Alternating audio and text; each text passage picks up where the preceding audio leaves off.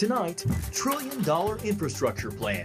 The president signs a massive bipartisan law to fix the country's roads, bridges, and broadband. We're going to work without delay to get that money working for the American people. This as the nation grapples with skyrocketing inflation. I would have never believed that Joe Biden, in just 10 months in the presidency, could bring us to a 30-year high of inflation. And weeks after meeting with the Pope, President Biden's abortion views expected to come up as America's Catholic bishops kick off their annual meeting. All this and more tonight on Faith Nation.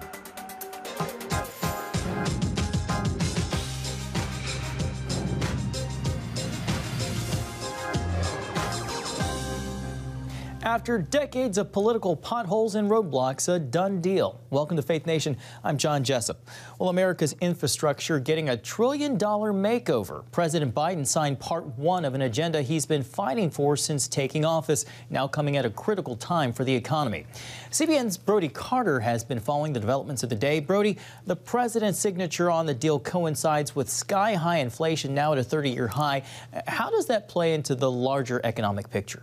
Well, John, the government is borrowing $1.2 trillion to make it all work. Economists warn printing this much money will only dig our economy into deeper financial turmoil. Our plan will create millions of jobs and make our country stronger, safer, and more globally competitive without raising taxes on everyday Americans. The president's signature finalizes a bipartisan effort to upgrade roads, bridges, and water systems while also expanding broadband and electric vehicle charging stations. The White House wants improvements to public transportation, airports, and roads to start right away. The promised jobs and much-needed financial relief for middle-class Americans, however, could take years.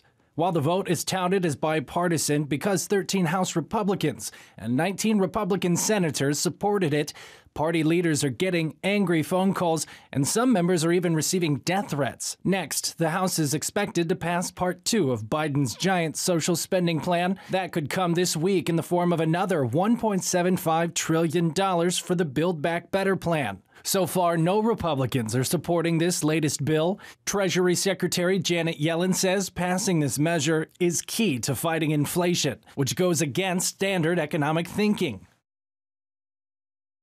The pandemic has been calling the shots for the economy and for inflation. And if we want to get inflation down, I think continuing to make progress against the pandemic is the most important thing we can do. Last month, inflation took its highest jump in more than 20 years. The White House insists the pandemic, not the president, is to blame for those numbers. The rising costs coincide with Biden's falling approval rating. It fell to a new low of 41%, thanks to a drop in lost support among Democrats and independents. Senate Majority Leader Chuck Schumer is urging the White House to tap the Strategic Petroleum Reserve to help bring down gas prices. Mr. Biden's main focus in the coming weeks is to sell the social spending bill to the American people. If the measure passes the House, then it's on to the Senate, where moderate Democrats Joe Manchin and Kyrsten Sinema have both opposed the high price tag. John, Jenna? Something to keep watching. CBN's Brody Carter. Thank you, Brody. Meanwhile, President Biden and Chinese President Xi Jinping are taking part in a virtual meeting to improve U.S.-China ties, scheduled a little over an hour after our initial broadcast. Though billed as the first substantial meeting between the two since Biden took office, there's very little detail. A White House statement only saying the meeting will focus on, quote, ways to responsibly manage the competition between the United States and the People's Republic of China, as well as ways to work together where our interests align. In recent weeks, the U.S. military has expressed grave concern over China's growing pursuit of nuclear weapons. Well, here with us now, CBN Chief Political Analyst David Brody and Nathan Gonzalez, editor and publisher of Inside Elections. David, let's start with you. The president's virtual meeting with his Chinese counterpart, President Xi, comes as both superpowers deal with the threat of inflation, but then there's also the issue of tariffs and human rights. David, what will the two men discuss, and should we expect anything significant? Well, it remains to be seen. I mean, clearly tariffs and human rights will all come up. It's interesting because with Donald Trump, typically the issue of human rights did not come up. at least verbally, at least the understanding was at the time. So that would be a marked shift. But, you know, it is all about tariffs at this point. There's a lot of pressure on the White House by business groups to actually relieve those tariffs against China. But once again, the White House being kind of tight-lipped about whether or not what they're going to actually do. So we're just not quite sure at this point. So back to our top story, the infrastructure bill now becoming law. Some of the Republicans who voted for the bill, as Brody reported, are receiving death threats for giving Biden a win. Nathan, when it comes to funding America's crumbling roads and bridges, why isn't this seen as a win for both sides of the aisle? Yeah, well, one of the things in politics and on every issue, it seems like we escalate to the extremes. You know, one of the issues I think at hand is that you know, is that this is still President Trump's Republican Party, and he has been explicit that anybody who voted with the Democrats on this bill should be primaried and should be moved out of office. I think in general politically that people want to see results, and that's really what it's going to come down to. And if people, it's more than just listening to the politicians and hearing them say it's going to work. They want to see it working, and that's going to be key to how many of these projects can get started and even get done so people can feel it in enough time for the 2022 elections. David, you want to care to weigh in on the hotness of our climate right now for people or Republicans to be receiving death threats? Yeah, I mean, look, it's, you know, it kind of goes to this whole idea that this has just escalated for a very, very long time. And, you know, it kind of not only goes to the political nature of what's happening in America, but it really goes to the spiritual nature of what's happening in this country as well. And we've kind of seen a rise, if you will, a rise in the political rhetoric and also a decrease in the spirituality of the country. What do I mean by that exactly? Well, I mean, if you look at the Pew Research polls, not to kind of geek out on that, but the truth of the matter is you have more folks that are not believing in God in this country. And I think when you put that along with, you see the increase in rhetoric, it all makes perfect sense. Moving on to longtime Trump ally Steve Bannon. He turned himself into the FBI today. He faces 2 counts of contempt of Congress. David, does this mean that he's going to testify before the House Select Committee investigating the January 6th Capitol riot? Well, not if he can help it, John. We'll see. We're not quite sure. I mean, this is all going to depend on what the courts say, and ultimately probably the Supreme Court as it relates to executive privilege. Once that is determined, then, at least according to Bannon and his lawyers, then they'll decide, well, at that point, they probably, if it doesn't go well at the Supreme Court, then they'll probably be forced to testify. But I think before that, you're not going to see any movement at all from Bannon or Mark Meadows or just down the line at this point. Finally, let's talk about the announcement from Vermont Senator Patrick Leahy, the senior Democrat, the senior most member, rather, of the Senate. He announced today that he is not running for re-election in 2022. That leaves open a Senate seat Democrats have held for 8 terms with Leahy. Nathan, how does this vacancy alter the race for control of Congress in the midterms? I think Democrats still have the advantage in holding the seat. It is actually true that Leahy is the only Democrat that Vermont has ever sent to the United States Senate. They've sent, they sent Republicans back for many years when Vermont first became a state, and then they also send independents such as Bernie Sanders to the Senate. And I know Republicans are feeling strong after Virginia, New Jersey, and big wins in states that Biden did well. But now we're talking about Vermont, where Biden defeated Trump by 36 points. So it would take a lot. It would take a significant shift even further to Republicans, I think, to pull this into play. And the Republicans, they probably would have the best chance with the sitting governor, Phil Scott, who is I would call him a liberal Republican. He's probably more liberal than some Democrats in the Senate. But he said right away that he has no interest in coming to Washington. And so with him out of the mix, it would be Republicans, it would be a long shot to take over this seat. Gentlemen, we are out of time, so we're going to have to leave it there. Nathan Gonzalez, David Brody, we always appreciate your insights. Thanks for coming on today. Thank you. Thanks. Coming up, President Biden's faith in the crosshairs as the U.S. Catholic bishops kick off their meeting today. And welcome back. President Biden's ability to receive communion is back in the headlines again as U.S. Catholic bishops revisit his eligibility to partake in the Holy Sacrament. CBN's Tara Mergener has more on this story.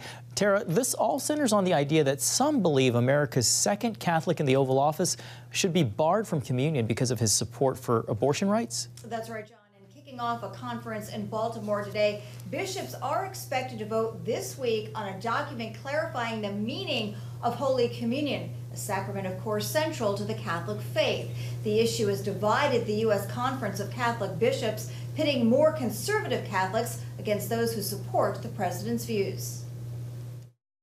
The president's faith on the firing line. While some bishops denounce Biden's support for abortion, I have been, continue to be, a strong supporter of Roe v. Wade. The conference will likely avoid direct criticism of the president's pro-choice position. You have very fervent liberals and progressives within American Catholicism and very ardent and passionate conservatives in that same movement. The highest profile agenda item, a proposed teaching document about Holy Communion. It's taken months of work by the conference's Committee on Doctrine, continuing a heated debate among the faithful. You might have heard that the president is Catholic. Perhaps you heard that he went to Mass on Wednesday. I don't care. About whether President Biden and other Catholic politicians supporting abortion rights should receive the sacrament. The American people have given him a lot of authority and power, but one power he doesn't have is to define what it means to be Catholic. While some bishops have made clear that they would deny communion to Biden. If you receive the Eucharist in a state of grave sin, you're doing yourself very grave spiritual harm. There is no national policy, and the bishop's document is not expected to break new ground either, mentioning abortion only once without naming Biden or anyone else. This friction between church and politics over abortion is a decades-old phenomenon, intensifying in 2004 when John Kerry, a Catholic, won the Democratic presidential nomination. I'm John Kerry, and I'm reporting for duty. Last month, after a private Vatican meeting with Pope Francis, Biden said the subject of abortion was not raised and said he had the pontiff's support. Mr. President, did the issue of abortion come up at all? No, it didn't. It came up and just talked about the fact that he was happy I was a good Catholic and keep receiving communion. You said that you should keep receiving communion. Yeah. And while details are worked out in the document, the incoming chairman of the Bishops' Committee on Pro-Life Activities says he hopes it will ease the divide between bishops who favored an explicit rebuke of Biden and those who opposed it, John. All right, CBN's Tara Merchner. Thank you so much, Tara. Well, joining us now is Father Thomas Reese, a Jesuit priest and a senior analyst at Religion News Service. Father Reese, it's always great to see you. Thanks for coming on today. So we just saw at the end of Tara's piece there, President Biden's answer that the Pope said he should or could receive communion, rather. Father, are you surprised that this issue is coming up again? I mean, as the earthly head of the Catholic Church, doesn't the buck stop essentially with Pope Francis's pronouncement? Well, the church is actually a little more decentralized than most people think. According to church law, each bishop is the one who determines who can and who cannot go to communion in his diocese. I mean, you know, the Pope can't make decisions for over 1 billion people. So this has been delegated to the bishops at the local level. There is no rule about this on the national level. So it's basically each bishop is going to decide it for himself. Father Reese, while President Biden is no longer expected to be the focus of the upcoming teaching document about the sacrament of communion, what do you expect that document to look like? Well, the document, I think, is going to be pretty much passed the way it's been drafted. I am kind of disappointed with it. I would have liked a document that was more user-friendly, more reader-friendly, that would really educate the Catholic people about the Eucharist. This is the sacrament by which we are united with Christ. And not only are the bread and wine transformed into the body and blood of Christ, but we Catholics who participate in it believe that we too are transformed into the body of Christ and are to continue his mission on earth, a mission of compassion, of working for justice, which today I think means working for a better world, working against global warming, working for an end to racism. These are the kinds of things that Catholics are called to do by the Eucharist when we are called to be more Christ-like. Finally, Father, the friction between U.S. Catholic bishops and Catholic politicians who support abortion rights is decades old. Why is this heating up to the degree that it has now? And do you see it getting better anytime soon? You're absolutely correct. For, almost 20 years, we've been having this fight over who can go to communion and who can't as Catholic politicians. Clearly, I don't know of any bishop who supports abortion. But the question is this proper instrument for educating people or for dealing with this question? And many of the bishops feel that no, it's not the role of the priest who play cop at the communion rail and decide who can go to communion and who cannot.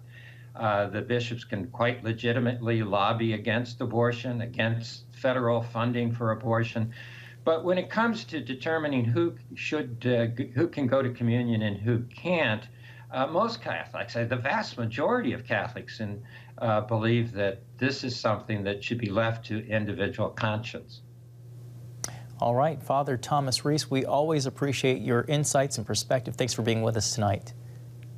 Good to be with you.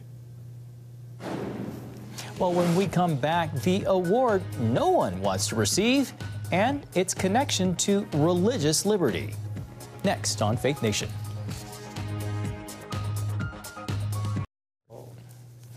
Welcome back. Religious liberty watchers are preparing to find out who's the worst offender of religious liberty according to one of the top religious liberty defenders. The new Persecutor of the Year report on 24 violators out tomorrow will announce the worst of the worst in 3 categories: country, entity, and individual. International Christian Concern, the group behind the report, analyzes data from more than 200 million Christians under direct threat every year. And here with us now is Jeff King, president of International Christian Concern. Jeff, welcome to Faith Nation. This award is one that we said earlier no one wants to get. Jeff, what does it mean for a country to be labeled as Persecutor of the Year?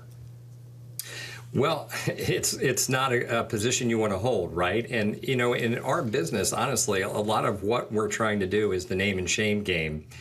And these countries, the entities, the individuals, they spend a lot of time in Washington, D.C.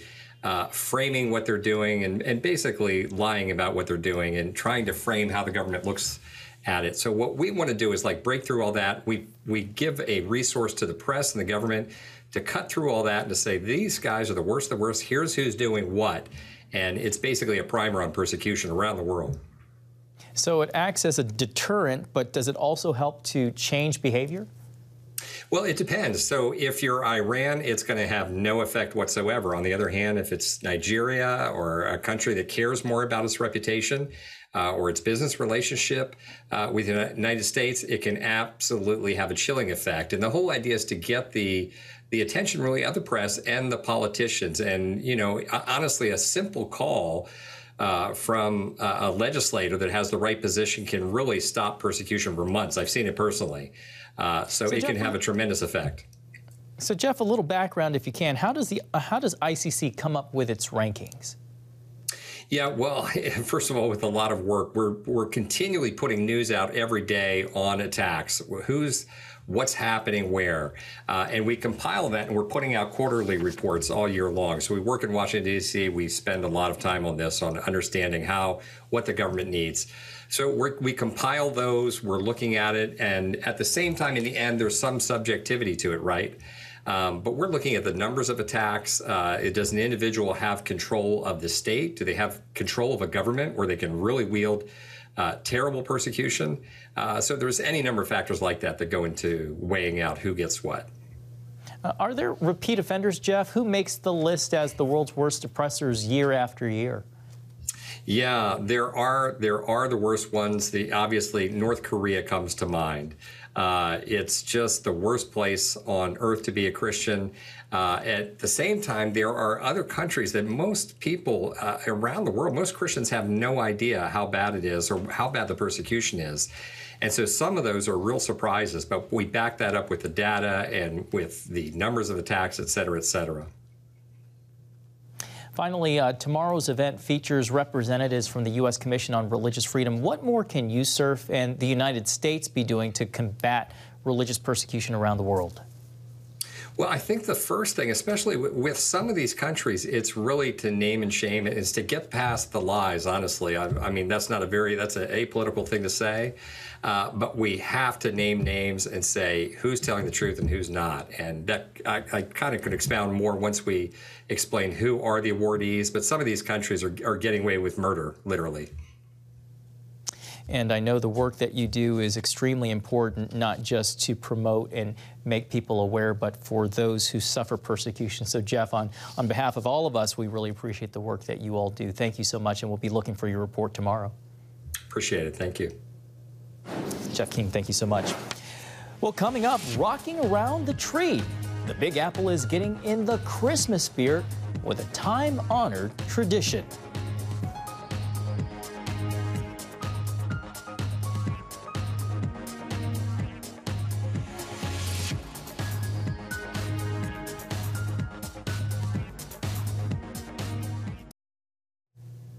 And finally tonight, home for the holidays. The Rockefeller Christmas tree is getting ready for all the Christmas trimmings after arriving in New York City's Rockefeller Center over the weekend. And this year, it is a 79-foot Norway spruce.